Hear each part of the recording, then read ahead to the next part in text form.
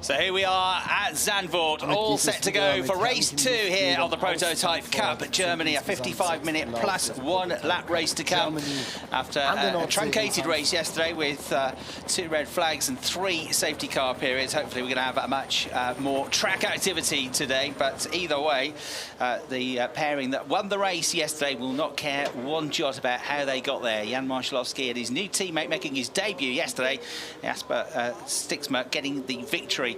But they've got to cut from the 5th row of the grid today. But it was a first victory for them this season, which has really boosted them up the championship table. But this morning in qualifying was one of the stars of yesterday's race, Xavier Loveraz, that got pole position this morning. Separate qualifying sessions for each race, and each driver takes it in turn to qualify and start the race. This time it's the turn of Xavier, who did a 1:30.713 in qualifying this morning to be on pole position by just over 0.3 of a second from this young charge, Valentino Catalano, of German and Italian heritage, and he was stunning in qualifying a few weeks ago at Oschersleben to get a great pole position there, but he's had to settle for 2nd place on the grid for this one, and hopefully there'll be some wheels turned in anger and some laps in the race today for Julian Apostolos, the Swiss driver. He didn't get the chance to drive yesterday because early on in the race his teammate Oscar Tanko had a crash coming out of turn 1 down towards turn 2, and was an early retirement for a team which hadn't yet, prior to that, been off the podium. That was a real kick in the teeth for their championship, but it's a long way to go. Gary Hauser then is going to start 4th on the grid with Marcus Pommer as his teammate, despite the fact that the pair, for the first time all season, didn't finish on the podium yesterday. They were 5th. Because of other results, they were able to move up into the championship lead. And for Elias Sparandio, a really good qualifying as well in one of the British-run teams, the BHK Motorsport car, qualifying 5th on the grid, and with an opportunity to move forwards here and get possibly a first podium finish of the season for that driver. He's got a new teammate for this weekend as well. And then we see Pedro Perino is another of the additional drivers that's come in for a first taste of Prototype Cup Jeep racing this weekend here at Zandvoort, starting from the 3rd row of the grid in 6th position. Leonard Hugenboom, the teammate, the Dutch driver for DKR Engineering team, will get in for the 2nd stint after the mandatory pit stop in the middle of the race.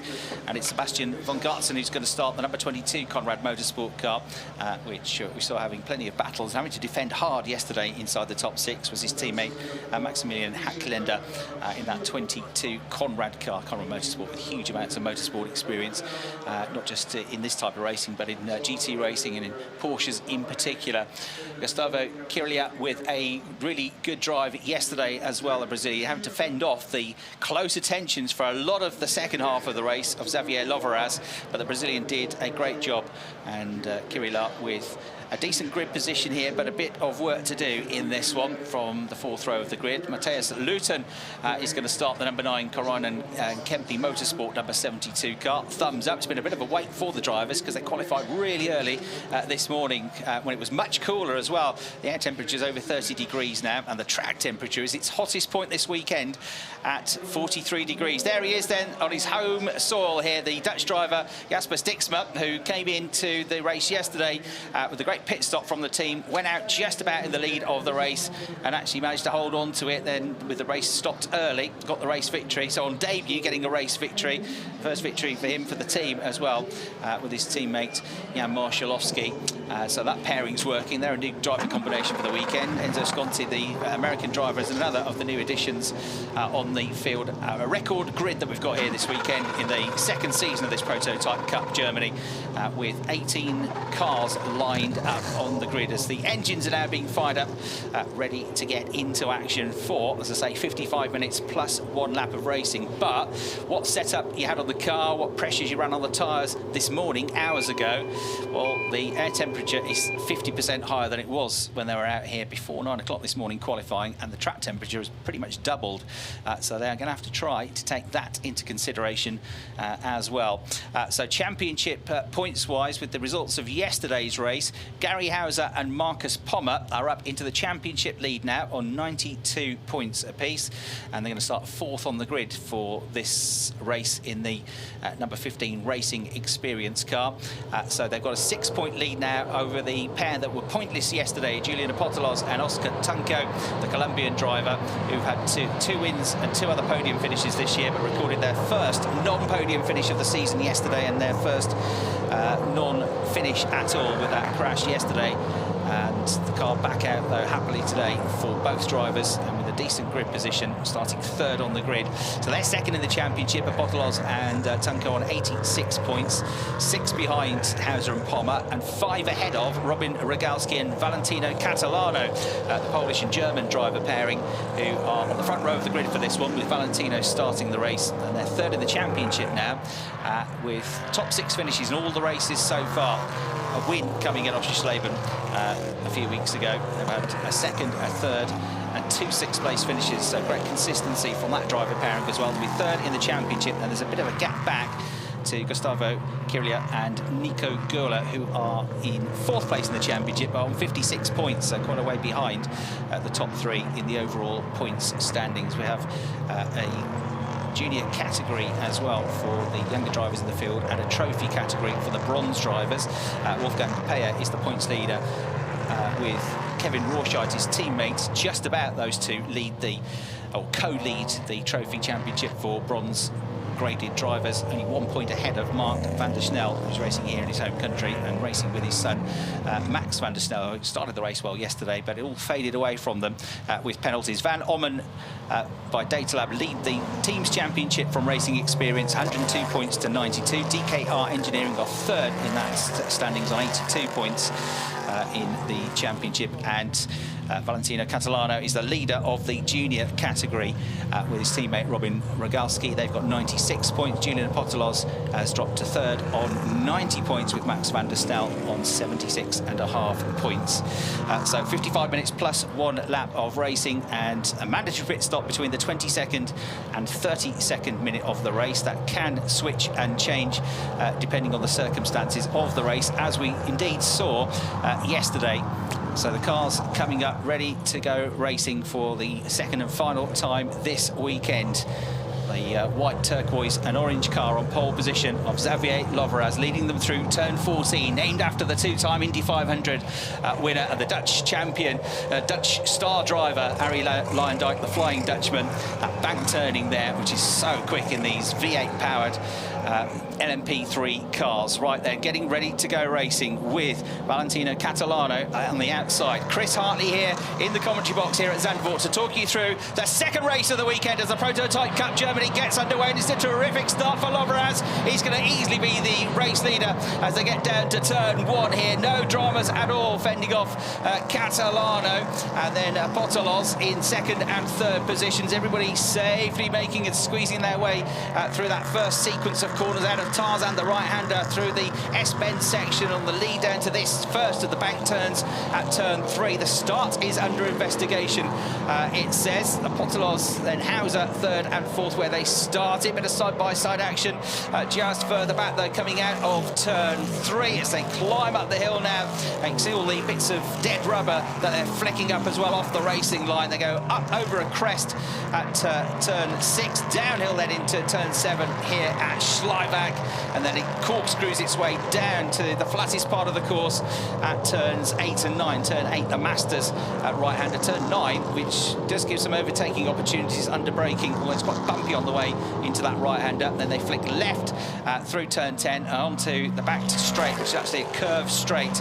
Well, the race leader well clear now of Catalano after half a lap of racing. That gap must be already over a second. Got 1 or 2 trying to come through the order as well. 1 or 2 of the retirees from yesterday, not having a good race. Freddie Hunt and Harold Felbermeyer, their number 24 car, trying to get up the order from a lower grid position. That's in 12th place at the moment. Headlights flashing on and off there and twinkling in sparkling as they come through turn 13. Somebody's kicked up the dust further up the order, though, inside the top 10. Look at this, almost like Indy 500 racing, isn't it, as they go through that banked corner up to 18 degrees banking. We've got side-by-side action here a little bit further back as well.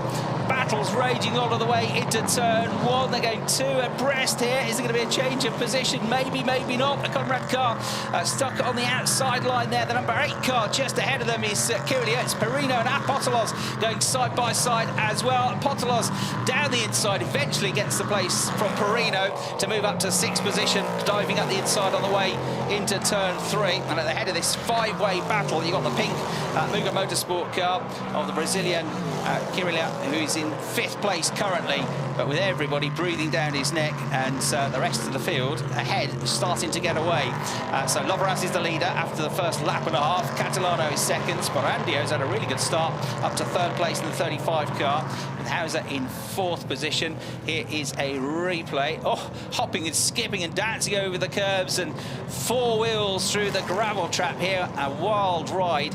And hopefully no real damage done to the underside of the car of Apostolos, and that's why he suddenly dropped down to 7th place.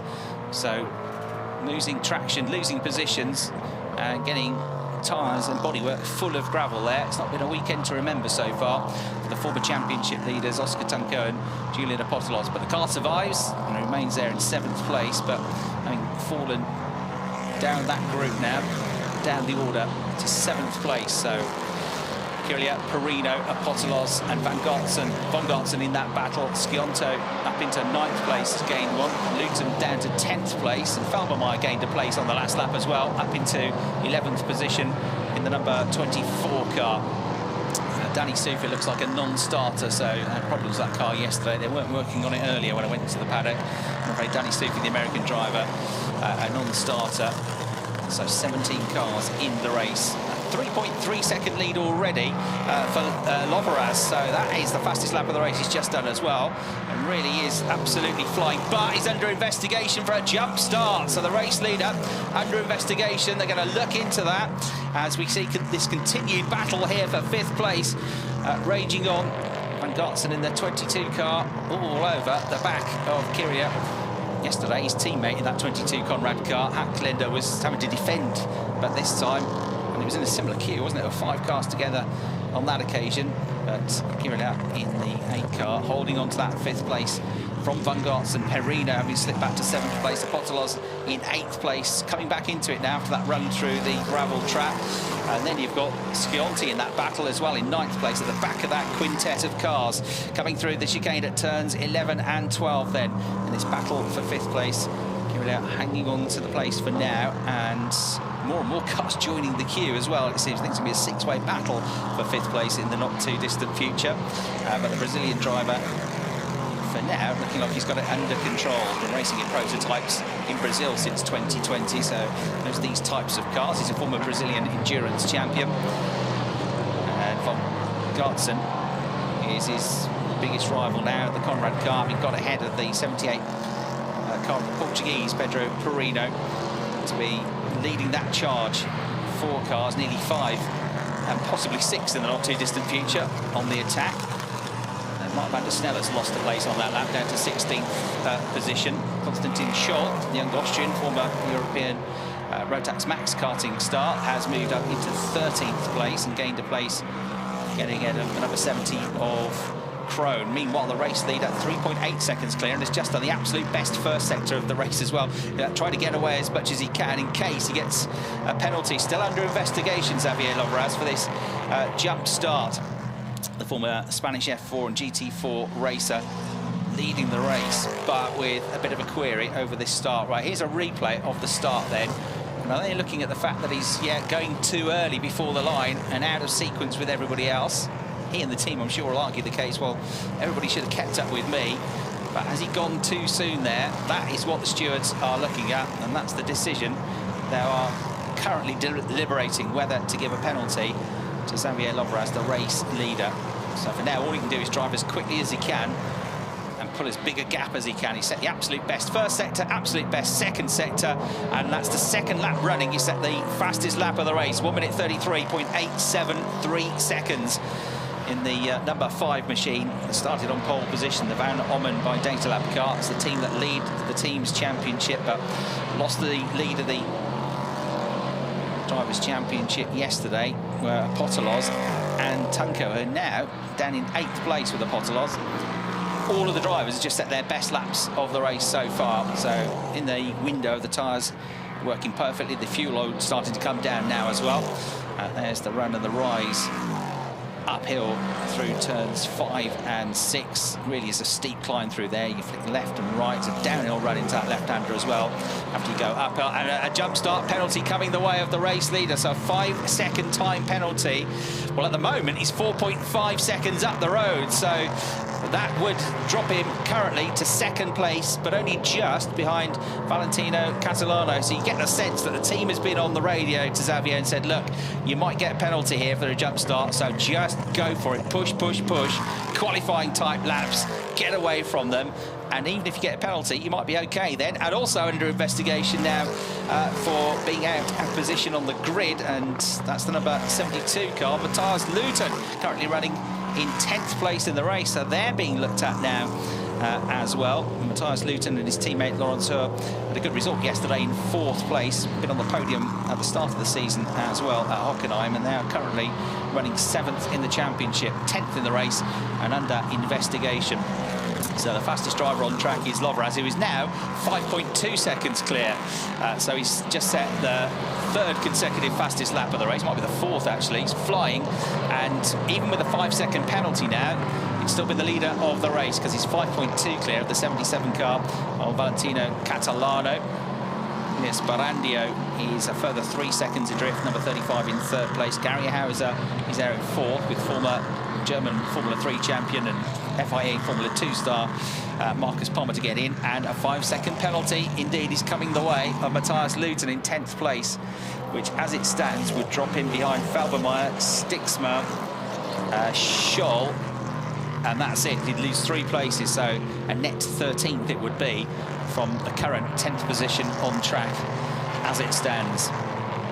There, the number 9 car of Scionti pushing on here, trying to get involved in this train of cars battling away. It's not the easiest circuit to overtake on, but we did see some overtakes in that race yesterday.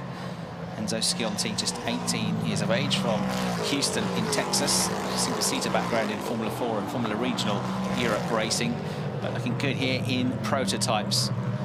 A word as well for yesterday's winner, Jakob Stixmer, who had never driven anything with downforce, never a prototype car or anything like that, any type of LMP car, until free practice one at the start of this weekend, and ended up winning the race.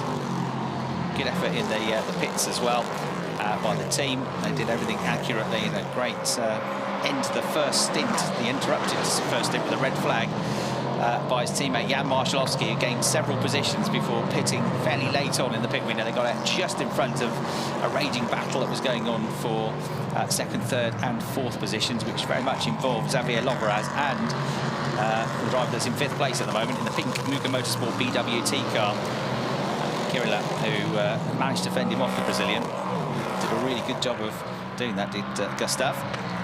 Because several times Lovraz got alongside him, looked like he was going to get the job done. So another fastest lap last time around for Lovraz. Absolutely charging, isn't he? Nobody can live with Xavier Lovraz at the moment. He's 6.084 seconds clear, trying to build up as much margin as he can before handing over to his teammate once we get to the pit stops, and trying to negate all of that penalty as well, that 5-second penalty, which is definitely been able to do at the moment. Teammate to him is Gabriela Jilkova, the Czech driver. She'll get in, and they were early pit stoppers yesterday. I suggest maybe they'll go for a late pit stop. The way Lovraz is going, you'd think you want him in the car for as long as possible in this race. But we'll have to see how it turns out. But Gabriela Jilkova, who was front runner in the ADAC GT4 Championship a couple of years ago, who's stepping into that race-leading car. He's almost half a straight length clear now, is Lovraz of Valentino Catalano, who is no slouch in himself. Last lap time, a 1:33.3 for the race leader, 0.6 of a second quicker than Catalano. There you can see how the gaps have been growing and the difference between the lap times. He's averaging around about 6 or 7 tenths of a second between them. In turn, though, Catalano has been about 4 tenths of a second quicker than Sporandio in third place. So gaps opening up between the top three, but in endurance racing with the pit stops and different drivers to get in, you know, it can change as well. You've also got the minimum pit stop time for everybody that they have to adhere to, and that changes circuit to circuit, but also depending on the ranking and grading of the drivers, you get different amounts of added on time on top of that. Many of the pairings are silver pairings, so it doesn't really affect things too much, but you have got one bronze pairing, you've got some double bronze pairings as well, and they get less success seconds added on to their pit stop time, and therefore are able to oftentimes leap up the order as a result of that during the pit stop window. But almost on a kind of qualifying type rundown is Xavier Loveraz, who's 6.6 seconds to the good, but the pace has just started to fall away a little bit now, which is not surprising because those tyres have taken a bit of a pounding after, I think it was half a dozen absolute fastest lap times consecutively. So 6.6 seconds clear, even with the 5-second penalty for jumping the start. Still the leader of the race by over 1.5 seconds from Valentino Catalano, as we enjoy a super slow-mo here of the race leader attacking the curbs and pushing on that beautiful looking LMP3 car. They're all powered by V8 Nissan engines, 5.6 litre, and they produce around about 450 brake horsepower. So there he goes, marching on. Catalano in second place, Sporandio in third, Gary Hauser in fourth, in good shape here to get a potential podium with Marcus Pommer to come on board, because that car's only 1.7 seconds behind Sporandio in third place at the moment. So Gary Hauser doing a decent job here in fourth place. As I say, they didn't get on the podium yesterday for the first time this season, but they still managed to pick up the championship lead. Oh, they've had a spin there for Falbermeyer in the number 24 car. We saw Freddie Hunt having contact yesterday going up the hill at turns 4 and 5, ending up in the barrier and out of the race. I think it's going to continue in the race, Horst Falbermeyer, who's a son of Horst Falbermeyer Senior, was a multiple competitor at Le Mans, but that car is stranded, look, right on the edge of the circuit as the race leader comes past. That's coming out of turn 12, because you need the penalty box there on the right-hand side of your picture. I think he's just about going to get it going. Well done to the marshals. They've got the yellow flags out. Oh, the race leader goes through the gravel trap now. I wonder if that's as a result of having to go offline to avoid that stricken car the corner before. So all the good work, or a lot of it, undone there by Xavier Loveraz, who's taken a trip through the gravel trap. He just got out of shape, look, just got a bit too high on his way out of turn 13, heading towards that banking at turn 14. The car twitched and offline. It's dustier, there's less grip available. You've seen all those bits of dead rubber when they were going on the formation lap. They're like marbles, and that's how he lost the car. And this is a replay of the 24 car, and he tagged another car as well as he went into a spin, didn't he? Did Falbermeyer onto the curbs. Just clipped the car ahead of Stixmer, I think it was, yesterday's race winner. Hopefully not too much damage to the number 14 car. The Falbermeyer car, having dropped down the order, has come into the pit lane now.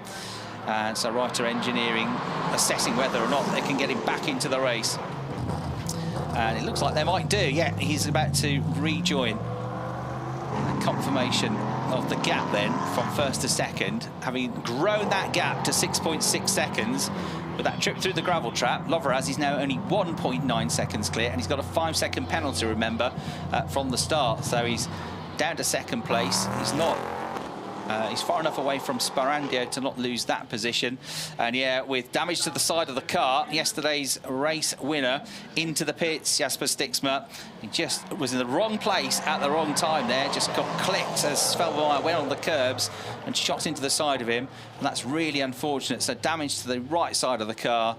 And that's the highs and lows of motorsport, isn't it? What a great day they had yesterday with that first victory for Jan Marszalowski for the team, and on his debut for Jakob Stixmer. Here's a replay, and he almost got around the spearing car of Falbermeyer, turned away from him. He had very little time to react, and he just T-boned him, didn't he? The right rear corner, it's probably the worst place it could have been. If it had been in the middle of the car, it might have got away with it. Incident noted between them, but there was nothing malicious in that. It was just a car out of control after spinning on its own, unfortunately spearing into the sides of this machine. So, real shame for the pairing, who were cocky, top of the world yesterday after getting their first win and really rocketing up the championship table, at least in the case of Jan Marszalowski, of course, who has racked up points from previous race weekends as well. This is the third weekend of 6 weekends this season. So Stiksma in the pits has moved Martin van der Snel up into 12th place in the 99 car. And we've also got Kaufman moving up a position into 13th place. So that incident noted. I'm not sure there'll be any penalties as a result of that. Right, can Lovera start to pull back away? Well, yes is the answer, but not by as much as he would like, having really probably stretched the tyres with those qualifying type laps, half a dozen of them back-to-back to pull the original gap. He's edging away, but not by much at the moment. So he's gone from 1.9 seconds clear to 2.049 seconds clear. And on that lap, he was only a tenth and a bit quicker than Catalano in second place. Although that one was a bit better. The gap's grown a bit more to 2.5 seconds, but traffic might be an issue now. So there's the leader, the white turquoise and orange car with the lights on coming through shot into this banking at turn 3. All sorts of different lines you can take around here. High, wide and handsome, or low and menacing. And then the orange, blue and black number 77 car of Catalano behind. Starting to work his way through the traffic then is the race leader. Starting to really start to think about the pit stop window now as it comes. The 17-year-old Catalano chasing him down, racing in the Asian Le Mans Series this year as well. He's been running up there in the top 4 in the LMP3 category. So Catalano, a star of the future. He's raced in the ELMS and prior to that in single-seaters in French and German Formula 4. And he was a top 5 finisher in the French F4 Championship 3 years ago in 2020. And it's he that is the only one that can see the back of the race leader's car. There he is, just coming into your shot now. Valentino Catalano. He had a stunning qualifying lap at Oschersleben. And the car dancing on the edge. It was a real thing to behold. And then they went and won the race in the afternoon. That one win this season for him and his teammate Robin Rogalski. But the gap is small enough for him to move into the race lead once that 5 seconds is added on to Loveraz's time at the moment. 2.5 seconds clear, 5-second penalty to come. Now we go back to this battle for 5th place with Kirila Van Gotts and Perino Apotelos, and Skiontes joined the party now as well, hasn't he? So 5th, 6th, 7th, 8th and 9th all covered by around about 1.5 seconds. And still the Brazilian is able to keep them at bay, not making any mistakes. He proved to be the master of soaking up pressure yesterday, that is for sure, and has done so again today. Actually edged away a little bit, I would say, on that lap by a length or so. Let's have a look at the lap time. He came through with a 1:35.5. Take it back, 1:35.2 for Von Gartzen in the 22 car. The rapid Max Hacklender to get into the car next as well. So Von Gartzen pushing on, just inching up towards the tail of that car, and I'm afraid it is confirmation that that's going to be a retirement for the number 14 car. So no opportunity for Jan Marszalowski to get into the car after yesterday's win. Too much damage to the car, and really unfortunate for Jasper Stiksma, who couldn't have done much more to avoid that spinning Felbermeyer number 24 car. Almost got through, but not quite. So a real shame for them. They're out of the race, and into the pits as well is Konstantin Scholl now. So Konstantin Scholl into the pits with a left rear change. So that looks like the Austrian driver has picked up a puncher. He's about to head back out onto the track to try and get something from the race if he can. Sticks to the pit lane speed limit and is released now. It's been the last few seasons, or last season racing in ADAC GT4 racing, some GT Masters racing prior to that for a couple of seasons as well. So building up his GT experience. Still a young driver at just 24 years of age. As I say, he was one of the front runners in European karting 6 or 7 years ago. Making a name for himself now in prototype and GT racing as we watch the charging Valentino Catalano in second place, charging from everybody else, but falling away from the race leader. And the gap is almost big enough again to negate that 5-second penalty, because guess what? Xavier Lovras has found some more time in the car. He's just done the absolute best first sector time, and the gap is out to nearly 4.3 seconds. So doing his level best here, Xavier Lovras, to extend that advantage enough, more than 5 seconds, despite that trip through the gravel trap. If he hadn't done that, he'd be something like 10 seconds clear now, but that's the problem with pushing on. I still wonder if he was slightly thrown from that odd exit he had to take coming out of turn 12, because it was the next corner, turn 13, when he went off into the gravel from the spinning 24 car of Felbermayr.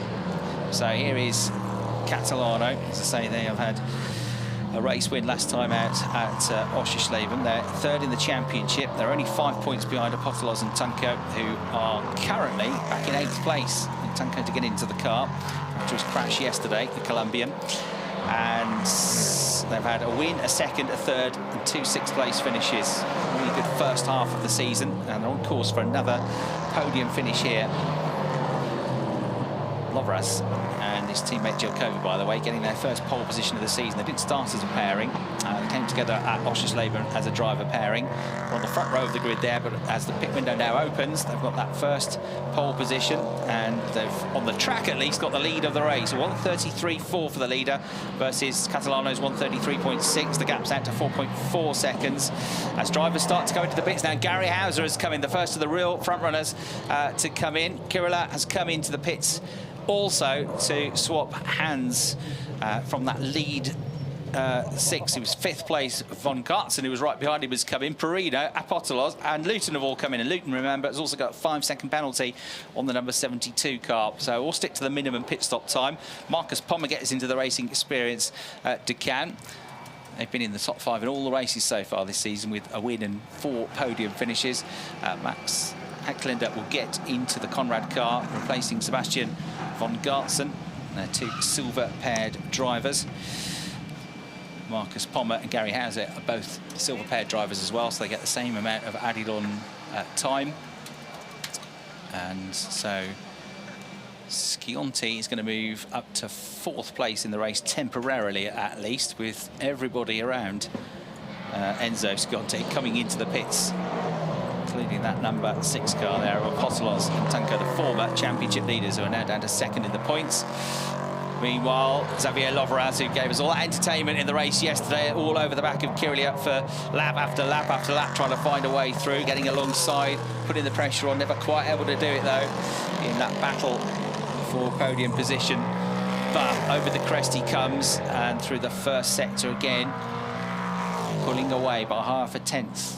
Lost out in the middle sector on that previous lap though, so that's where Catalano, who comes through the shop now, is able to be as quick or quicker than the race leader, trying to keep the gap to less than 5 seconds. But there's not going to be too much time left on track for these, or for any of these starter drivers. They've got to come in and make their pit stop in that 10-minute window, which we're well into now. 7.5 minutes to go in the pit window. We're going to the second half of the race. There's no investigation necessary now in that incident between Felbermayr and Sticksberg. It was just a racing incident, but it was good of the stewards to take a look at it anyway, just to make sure there was nothing in it. Lights on then on this LMP3 car as the race leader makes his way through turns 11 and 12, kisses the curbs and heads towards turn 13. Meanwhile, work continues to go on in the pit lane here. We've got in the pits at the moment the number 12 car of Peyer, number 70 car of Crone, and Scionti in as well now, the number 9 car, having come up into 4th place. So it's everybody really in the top 10 that have made their stops now, apart from the top 3, Lovras, Catalano and Sperandio. Everybody else has been in relatively early in the pit window. I suspect Lovras and Catalano will stay out as long as they possibly can, push that boundary. Right, the number 9 car then is about to switch hands. Enzo Scionti is out, and Suleiman Zadfari, the Moroccan driver, had a problem at the start of the race yesterday, gets in. He's been doing a lot of kart racing in Europe. Oh dear, but we got a damaged car heading in here. Look at that damage to the front left wing of the car that comes in now, which had already had the damage, remember, from the earlier incident, Felbermayr. So that comes in for what's now a mandatory pit stop, but with damage to the wing of the car. So Felbermeyer will get out, and Freddie Hunt should be getting into the car. I don't think they're going to not go out because of that damage. So Freddie Hunt will get in. His dad, James Hunt, sadly passed away 30 years ago now, almost to the day. The former Formula One star, 1976 Formula One world champion, and somebody I grew up with, listening to in the commentary box as well when he was commentating for the BBC on Formula One. And the winner here of the Formula One Grand Prix was Freddie's dad, James Hunt, in 1975. He won the race before he went on to race for McLaren, for the Hesketh team. He won their one and only Grand Prix victory came here at Zandvoort with James at the helm. It was a rather short-lived stint in Formula One for Lord Hesketh's team, but one which is fondly remembered, and still to this day you can get Hesketh merchandise. They really did make an impact in Grand Prix racing. If you've not seen it, I'm sure many of you have. I highly recommend the Ron Howard film Rush, which is all about that 1976 World Championship battle between James Hunt, who's played by Chris Hemsworth, and Daniel Brawl does a great job of playing Niki Lauda in that terrific film as well. One of the best motorsport films there is. So Loveraz leads, but by a reduced margin. The gap has been hammered down a little bit on the last lap or two by Catalano. He's got it back down to 3.7 seconds, which means net, with the penalty taken into account, Catalano has got a 1.3 second lead. And then we've got Sperandio in third place, leaving it late to come into the pits as well. And silver driver pairing still with Gabi Gilkova and Xavier Loveraz, so they get, like most of these other teams, the same added on amount of time. And for driver in second place, Valentina Catalano and his team, Robin Rogalski, his teammate, they're both silver as well, so exactly the same amount of added on time for them, on top of the minimum pit stop time for the two silver graded drivers. There are no platinum drivers allowed, silver, gold, silver and bronze, but the majority of these drivers are silver graded drivers. So we've got 3 3/4 minutes left to go. Confirmation of that, what we already knew about, 5-second penalty for the jump start for the race leader, Xavier Loveraz, which is going to be added on at the end of the race. 20 seconds on top of the minimum pit stop time for silver driver pairings. For bronze silver it's 10, and it's 20 as well for gold bronze. Coming through the traffic now as we get car 47 under investigation for a pit stop infringement now as well. So that could be any number of things, including undercutting the minimum pit stop time, or working on the car, or not sticking to the pit lane speed limits. That's Wolfgang Kaufmann and new teammate for this weekend, Robert Doyle, the American driver, who are under investigation in car 47, which currently runs in 12th place. And there's a 5-second penalty for the lead. There's a 5-second penalty for the 72 car of Laurent Thor, who drives the car now, Matthias Luton, who drove the car at the start of the race, and that was for a jump start as well. So less than 3 minutes of the pit window. Loveraz 3.9 seconds clear at the end of that previous lap. He got a little bit further away. It's yo-yoing somewhat the gap. Sperandio is more than 12 seconds adrift in the number 35 car, but they'll all have the same minimum pit stop time, those top three. Konstantin Scholl, number 3, up into 4th place now. And then Marcus Pommer, who took over from Gary Hauser, currently in 5th place. Nico Gola, who took over from Kirila, is in 6th position. Max Hacklender in 7th in the 22 car, and Oscar Tunka, the Colombian, in 8th place, having taken over from Julian Apotelos, with Leonard Hugenboom and Lawrence Hoare in 9th and 10th, but Hoare with that 5-second penalty. Although I don't think it's going to affect his position, because he's got a big gap back to Scionti at the moment. That's Sperandio coming into the pits then from 3rd place. So that's the first of the current top 3 to come in. That's fairly near the pit lane entry as well for that car.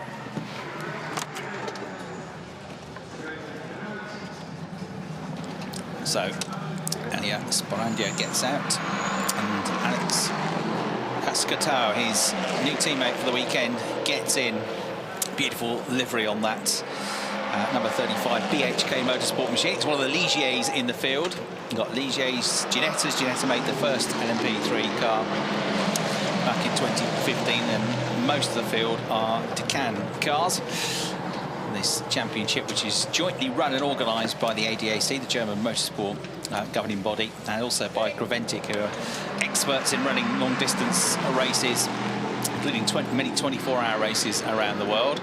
And it's great to see this category thriving now in its second season with this excellent grid of 18 cars, these brilliant LMP3 machinery, and great young crop of drivers in the field as well. Not all of them, but a lot of them are young drivers looking to make their way in endurance racing. Right, into the pits then comes Xavier Lovraz, the race leader. In he comes in the number 5 car with a 4.3 second lead. Not enough to not lose the lead of the race once 5 seconds are added on. Gabi Giacova getting ready to get in, and she's got a seat ready as well because the different height of the drivers. And the Czech driver has proven to be a very capable LMP3 driver and GT driver over the last few seasons, so it'll be in good hands, that car. And also in his Catalano to hand over to his teammate Robin Rogalski, so had to come in really with that pit window now closed. That was our last opportunity to do so. It should be the same amount of time in the pits for all of those top 3 cars.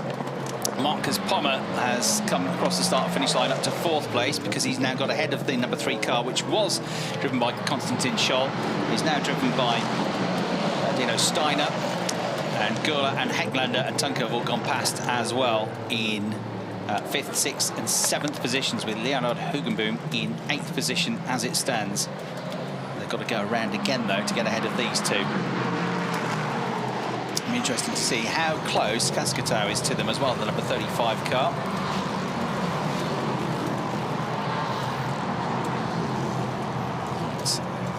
See how this is taking, feels like it's taken a while and a bit of an issue here, but wait for him to come out. Meanwhile, Nico Gurla has just set the absolute best first sector time of the lap. Then Lawrence Hurd did even quicker time through that first sector of 31.6 seconds.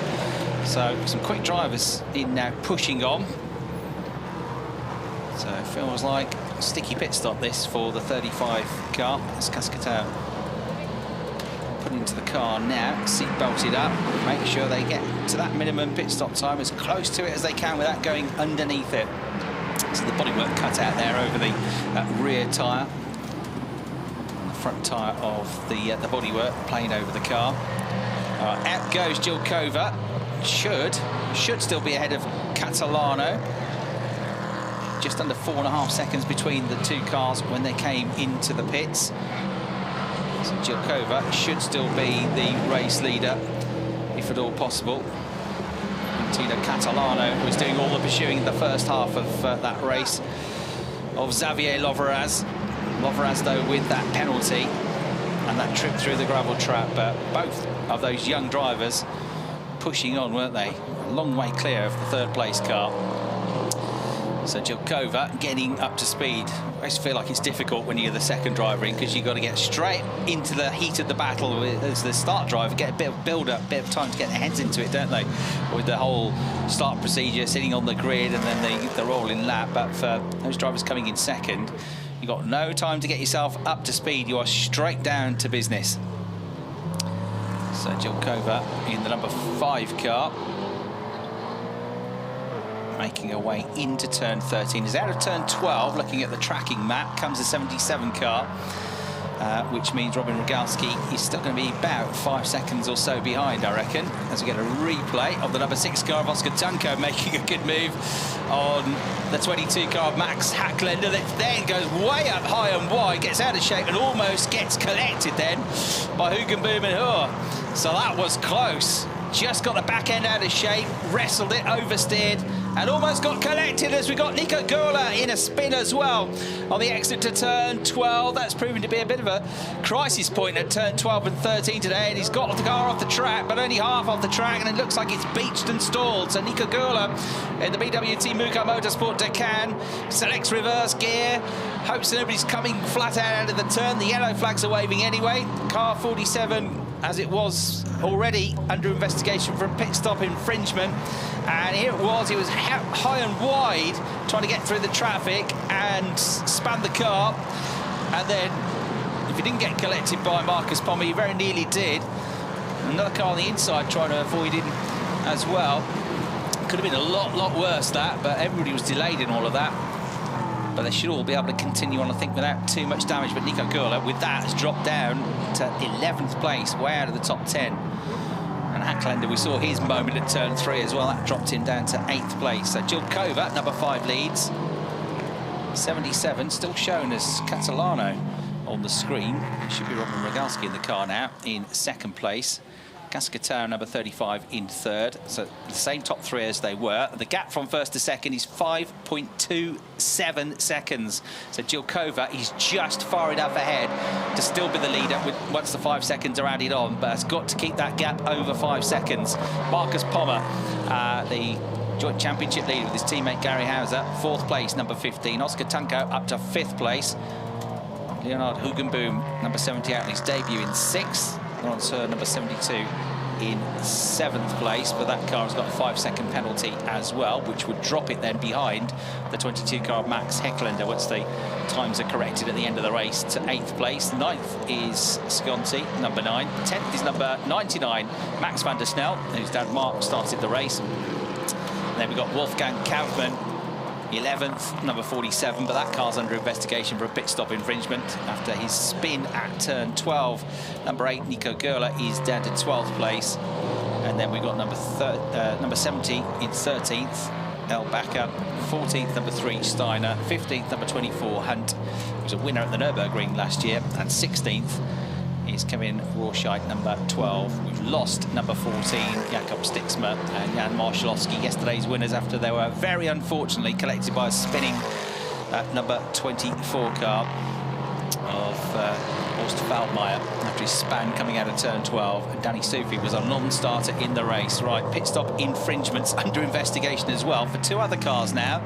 Add to the list number 8, which is seen him drop down the order anyway, Nico Gurla, and add to the list the number 78 car of Leonard Hugenboom, which is currently in 7th place, 7th because it's dropped behind Laurence Her on the road, but Her's got his 5-second penalty, so actually he lost a place but didn't lose a place once the 5 seconds are taken into account. Jilkova, the race leader, number 5, has extended the advantage a little bit more, 5.7 seconds. Take off 5 seconds, it's only 0.7 of a second she's got to play with. Remember, teammate Xavier Loveraz pushed so hard to get that gap out in the first part of the race that he went off through the gravel at turn 13, and seconds, all of them almost, were lost with that one moment. So we've got to push, but also be sensible and stay just about within the limitations of the car and the circuit and the tyres as they get more and more worn in these very hot conditions, with the track temperature 48.5 degrees. Absolutely scorching. It's almost to the point where you could boil a cup of tea on the circuit, it's that hot. So out of turn 3 they come, up over the crest. It's battle for 5th, well, really 4th, 5th, 6th and 7th positions. Not very much between any of them as they come through. 4th and 5th, actually. 6th and 7th now. Leonard Hugenboom has just set the absolute best first sector time in that number 78 car to get back towards number 72, Laurence Her, who in turn is trying to find a way past Oscar Tunko. Clips the back right corner of the car and damage to Tunko, who loses the position, and now smoke belting out the back of the car. We've had a really torrid weekend, and that's bodywork rubbing against the right rear tyre, and that's a worry because it could cause damage to the tyre and potentially even a puncture. And it's definitely slowed the car down. He might even have some suspension damage because that was a fairly hefty hit he took. And they're trying to find his way through his Hugenboom. They're coming up to Freddie Hunt as well, who might be about to be lapped by them, but he's still going relatively quickly, of course, Freddie Hunt. So they come into the right-hander at turn 13. Smoke screen now pouring into the face of Hugenboom as he tries to find a way through it, and he won't have to worry because into the pits, I'm afraid, comes Oscar Tunko. Well, what a nightmare weekend it has been for Oscar. Apart from the first qualifying session, nothing really has gone right, has it, for Apostolos and Tunko, who arrived here in the Netherlands as the championship leaders and had not been off the podium in any of the races until yesterday when they got that early retirement. They might get the car back out, but they might not get many points in this race. But all of them are worth doing. So ripping the bodywork away from the right rear corner now.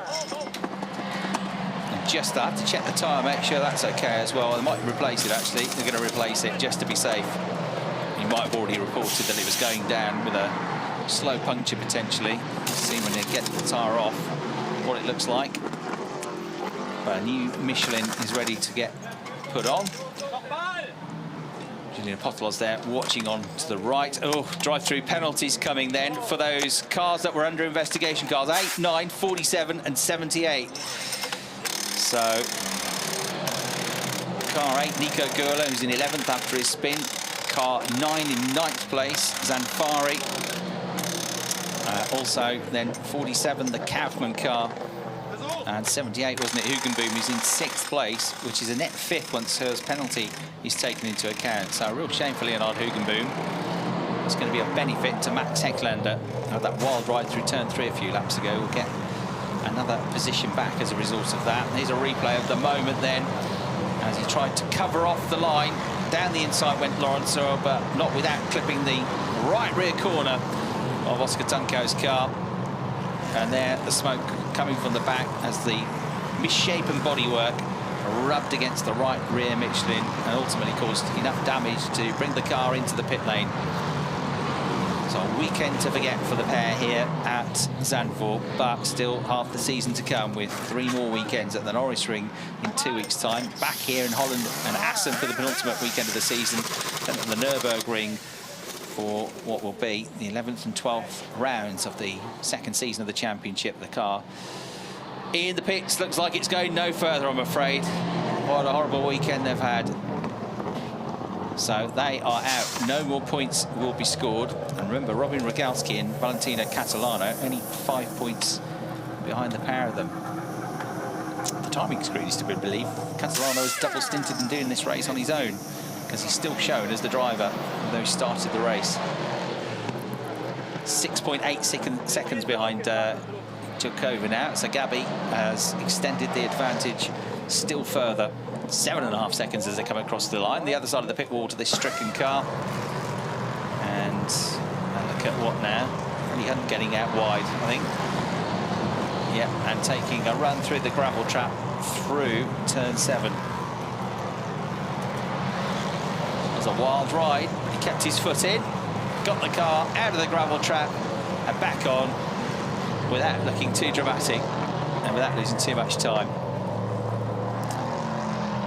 So with Tunko out of the race, others move up the order. Zanfari moves up to 8th, but has got this penalty now for the pit stop infringement, drive-through penalty to come, so he's going to drop down the order, which should put Max van der Snel, who's one of the few in that group not to have a penalty, up a position and into 8th, as indeed pit stop drive-through penalties now being served. Zanfari, then Moroccan comes in.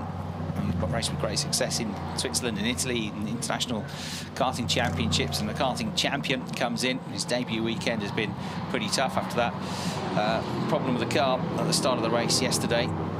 Couldn't quite get off the line, so we had another formation lap. Couldn't quite stay up with the lead group, and also other cars coming through shortly will have to serve their penalties before the end of the race as well. So he goes back out, Zanfari. But now, just in front of El Bakker in the 70 car, flashing his lights, coming over the crest on the exit for turn 3, down to turn 4, up to turns 5 and 6. Next they will go, and it's nose to tail between these two as they battle for position on track. Number 70 having made its pit stop, being driven now by Jacob El Bakker ahead of Courtney Crone, who drove the car at the first part of the race. So Gabi Jelkova, number 5, leads by 8.3 seconds. 5-second penalty, but still with the lead of the race.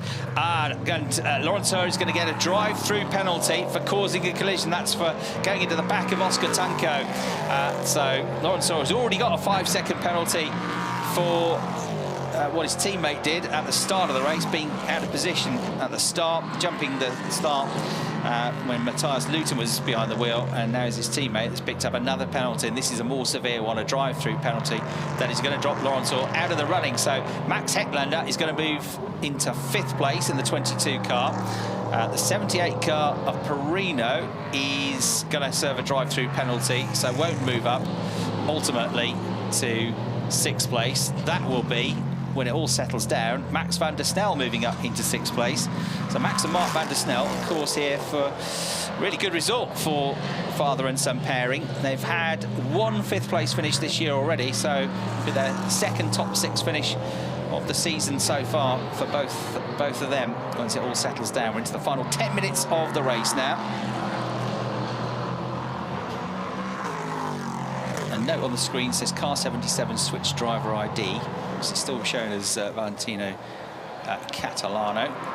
Not Robin Rogalski. Either way, that car, 2nd place now, falling away, 9.2 seconds adrift. So I suspect it is Robin rather than Valentino. As in to serve his drive-through penalty comes Laurent Heur. This is a reminder of why. Oscar Tunko coming across, to defend his line, but also looking to get at the inside of the car ahead. But then Lawrence put his nose in and caused, the stewards say, the collision. They say it was unavoidable, and that's why he's been given the drive-through. And, oh dear, Freddie Hunt has got a drive-through, or might get a drive-through penalty. He's under investigation at the moment, but all the other drivers and teams that have been under investigation have ended up getting a drive-through penalty. So he might be the exception, you never know, but it seems unlikely, doesn't it?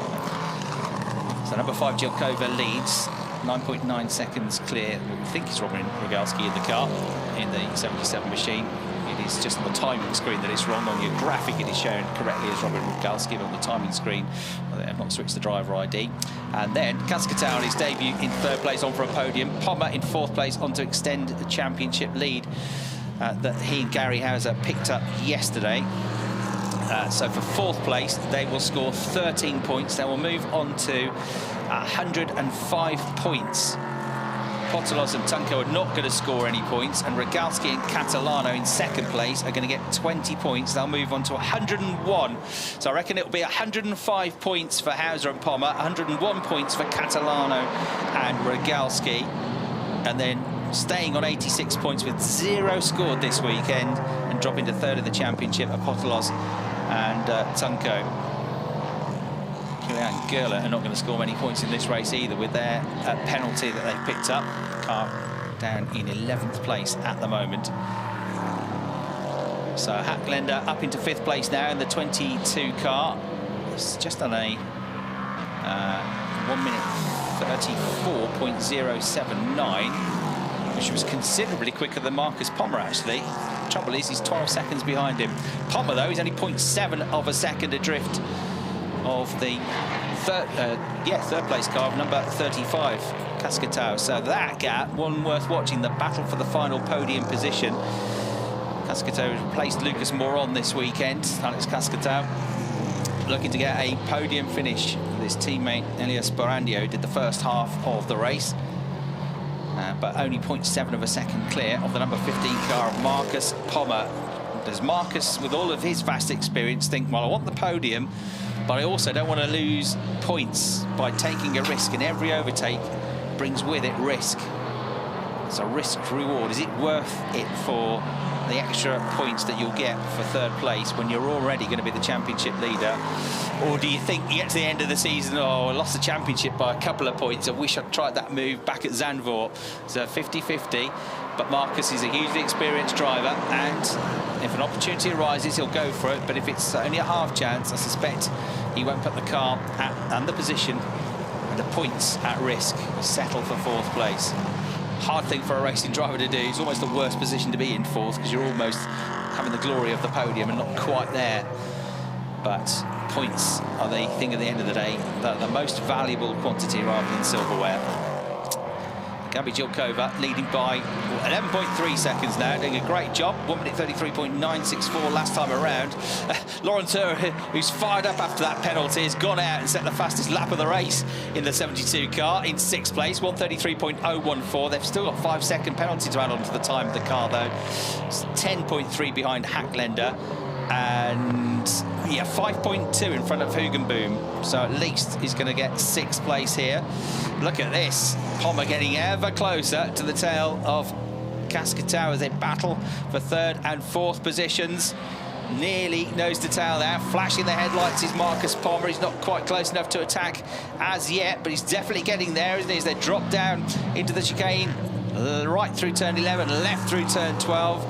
That's a more banked corner than it looks. Heading towards the right-hander at turn 13. The gap comes down a little bit more. At the start of this lap, it was just a fraction under half a second. It now looks like 2 or 3 tenths of a second as they go through this banked corner and then up over the dip. The track gradually flattens out as you get about 60 metres onto the straight. Over the line they come, and the gap, I think, diminishes, does it? Yes, down to 0.37 seconds. So Pommer pushing for the podium here. And they lost their podium record yesterday with that 5th place finish, but they've still got a record of being on the podium.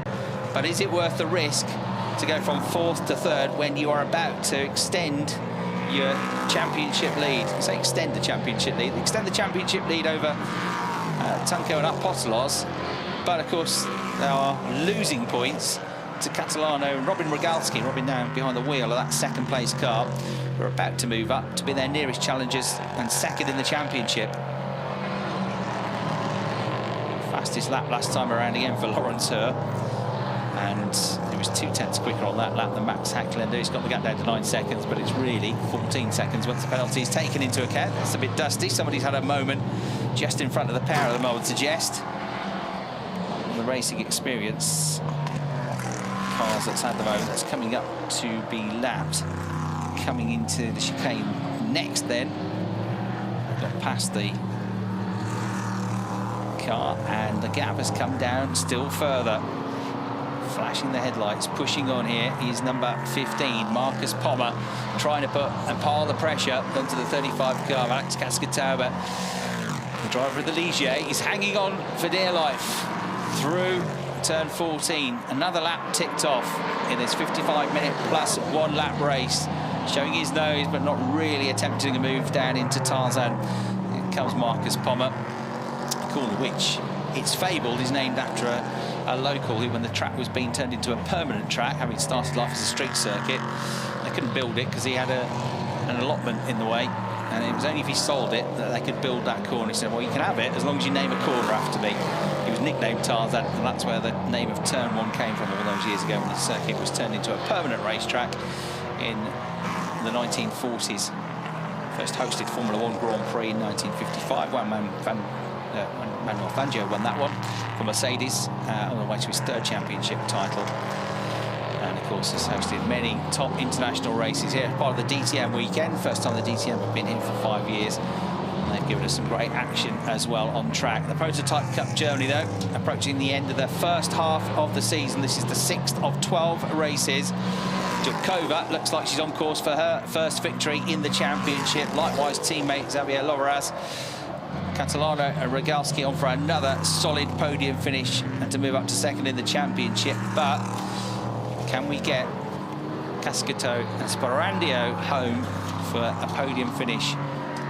Sporandio's best result up until this weekend had 3 7th place finishes, but he's now got a teammate, and the teammate is doing a great job, Cascato, of fending off the probably just about the most experienced driver in the field, Marcus Pommer, former German F3 champion from a single-seater start. Rest of the FIA Formula 2 Championship in its previous guise when it was run by Motorsport Vision before it was re-established as the FIA Formula 2 Championship on the Formula 1 calendar. He was one of the front runners in that, and has since gone on to race in endurance racing for the last few years. A very good job he has done of it, the German driver, but he just can't quite get close enough to Cascato to wrestle that 3rd place away. So the gap's hovering at 3 tenths, 4 tenths, 5 tenths of a second at the moment.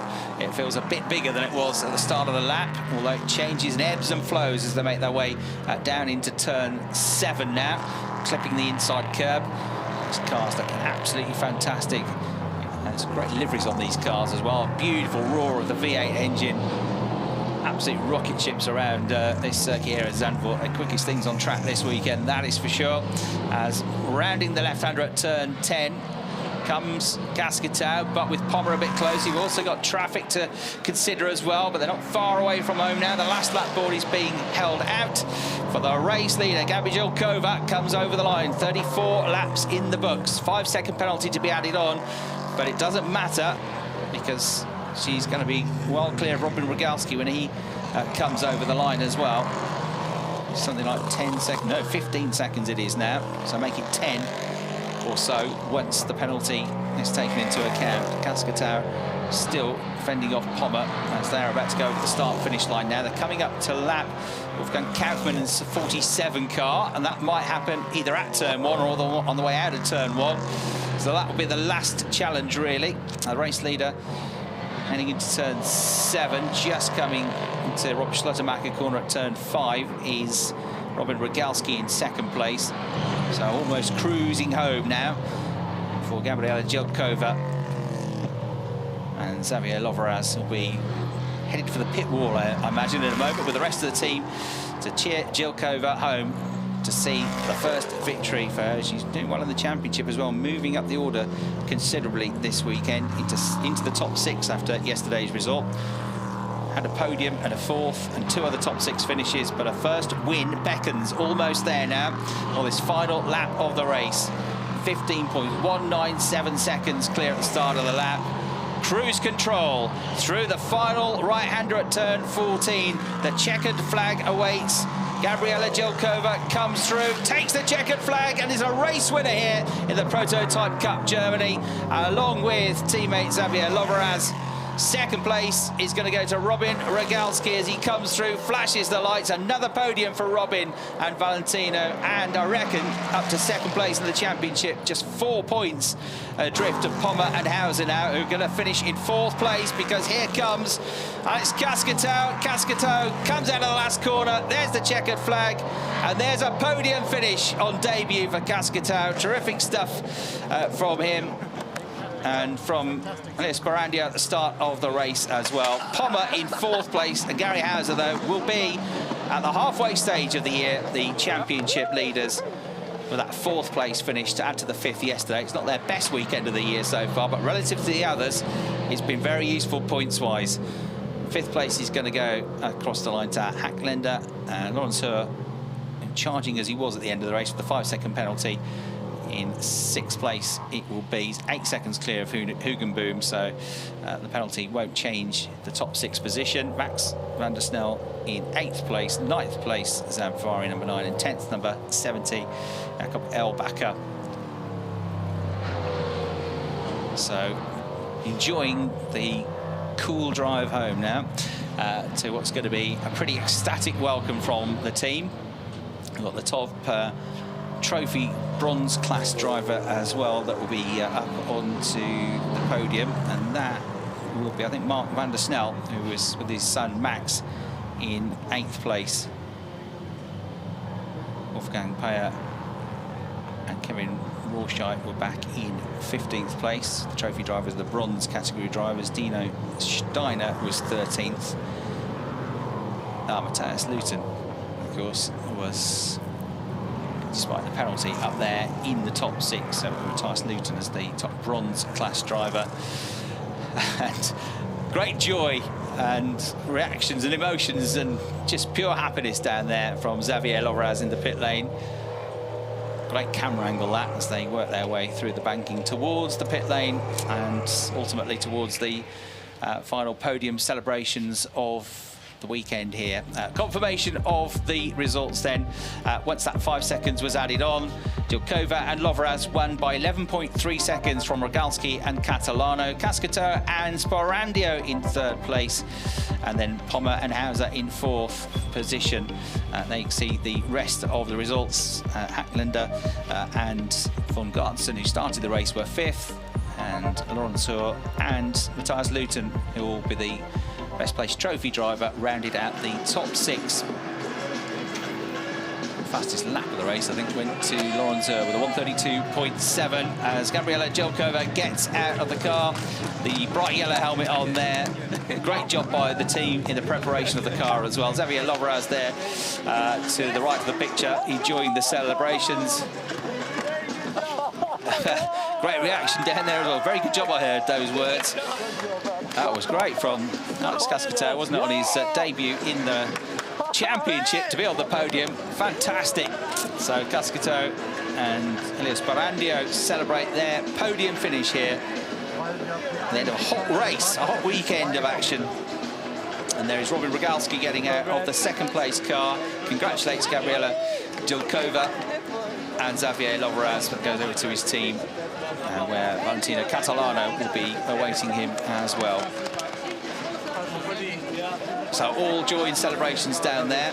As Michelin Tires certainly had to work hard, didn't they, in those track temperatures, which is still dropped a bit. They're still nearly 44 degrees, and it's the hottest day of the weekend so far. 32 degrees out there, almost tropical.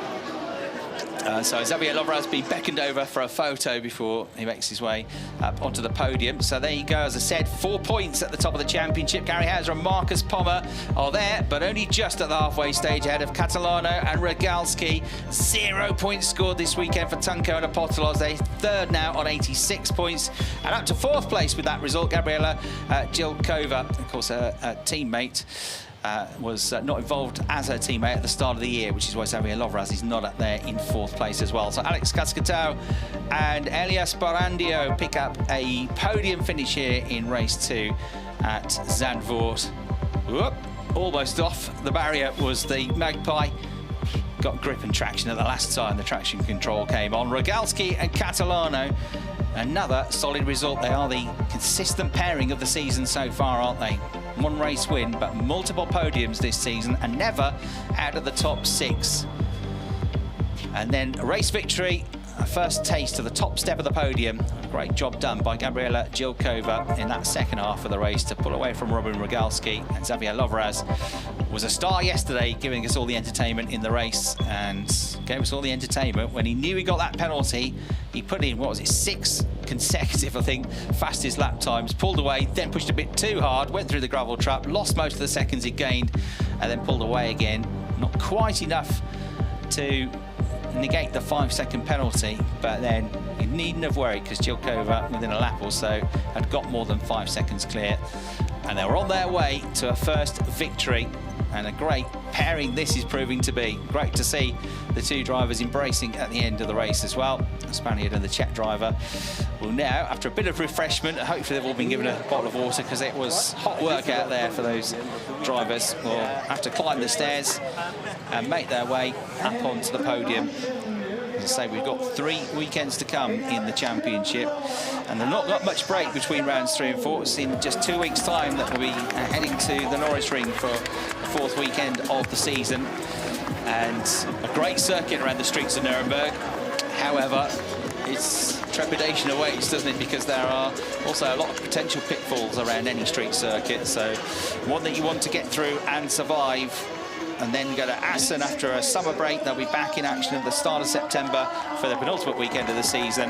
Then they've got another month or so off before the Nürburgring in October. So it's been a fairly compressed first half of the season, or first 4 rounds of the season it will be.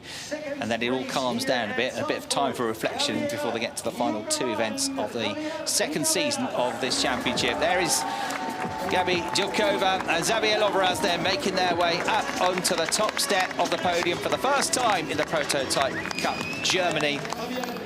Huge congratulations to the team as well. It was all started off with that pole position this morning from Loveraz. He was 3/10 quicker than anybody else. The Van Ommen by Datalab team will continue to lead the team's championship as well. Matthias Lutenauer, trophy driver, is brought up onto the podium as well, despite the penalty. Pretty good top 6 finish for he and his teammate as well. The team are being represented as well. It's been a really good season so far for Van Ommen, although 2 split sides of the garage, because their other driver pairing, Tunko and Apostolos, have had a bit of a nightmare as we go to the national anthem.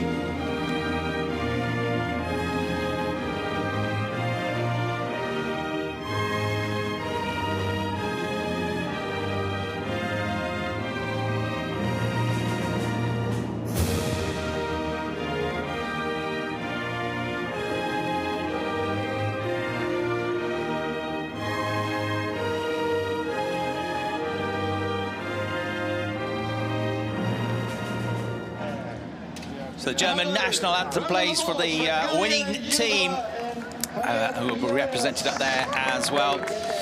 Head of Unit of Decorate, Dirk Goebbels, presents the winning trophies, though, to our winning pair of Gabi Jilkova and Xavier Loveraz.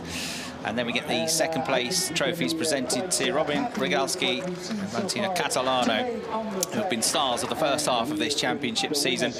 Eric Myers, who's the sporting officer of the circuit here at Zandvoort, has been on duty a couple of times this weekend presenting trophies. And a very happy third place pairing, Alex Cascatao and Elias Barandio, accept their third place trophies. The winning team trophy is now presented as well to Van Ommen by Data Lab, the German team, and trophy winner as well is going to get his spoils as well for what was a turbulent race for many. He's already ready to go with the champagne though. Off they go, and Loveraz has disappeared. He's off somewhere, off to the beach, I think, to avoid the champagne. But everybody else has gone absolutely splattered. It's been a really good race, that. So we had the frustration of the safety cars and the red flags yesterday, but today some really good action. Lots of drama out there as well. One or two unlucky moments in the race. But all in all, a good weekend's racing here at Zandvoort. So I hope you've enjoyed our coverage here at Zandvoort. We'll see you again in a couple of weeks' time for the next encounter of the Prototype Cup Germany. From me, Chris Hartley, it's goodbye for now. Enjoy the rest of your weekend. We'll see you again soon.